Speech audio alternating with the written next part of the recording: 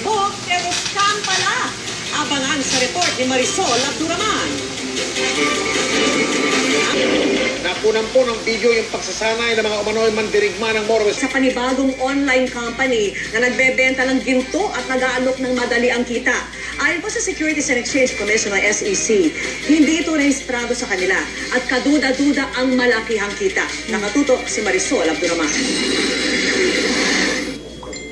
Pangakong 5 hanggang 10,000 piso na kita mula sa inilagak na 1,000 piso at ang puhunang 35,000 maaari raw kumita ng 180 hanggang 360,000 pesos sa loob lamang ng maiksing panahon.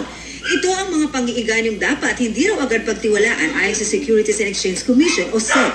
Pangako raw ito ng isang nagpapakilalang online company na nagbebenta ng ginto o gold. M Goldex Philippines, wala rin hong registration yan, nagbebenta lamang ng gold. Tingnan po natin kung nadi-deliver po yung gold sa inyo, kasi sa amin pong pagkakaalam, parang coupon lang daw po yung ibinibigay dito sa mga buyers. Kaduda-duda kasi ang pangako, lalo't hindi naman daw rehistrado sa SEC ang kumpanya. Kaya dapat daw maghinay-hinay sa mga ganitong scheme, baka ang pinaghirapang pera maging bato pa. Rine-require po sila mag-recruit at pag nagre-recruit po sila ng additional investors, meron po silang bonus na nakukuha. Ang M Goldex Philippines ay merong account sa Facebook kung saan ituturo ang sino mang interesado na manood sa kanilang video na nagpapaliwanag kung paano kikita ng malaki.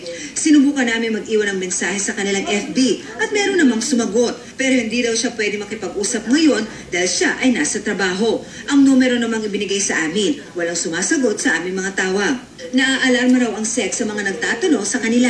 Hinggil sa nasabing kumpanya kaya nagbabala na sila sa publiko. Ang sino mang may impormasyon tungkol sa kumpanya, maaari raw tumawag sa SEC. Hindi na nga bago ang ganitong mga scheme, pero nakalulungkot na meron pa rin daw naniniwala at nabibiktima. Kaya payo ng SEC, alamin at mag-imbestiga bago maglagap ng pinaghirapang pera.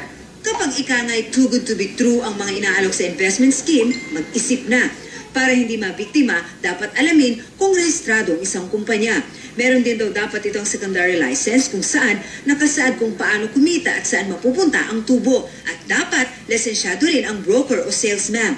Kapag napatunayan nag-ooperate ang isang kumpanya na walang lisensya, maaari itong sampahan ng paglabag sa selling of unregistered securities. Marisol Abduraman, nakatuto 24 oras.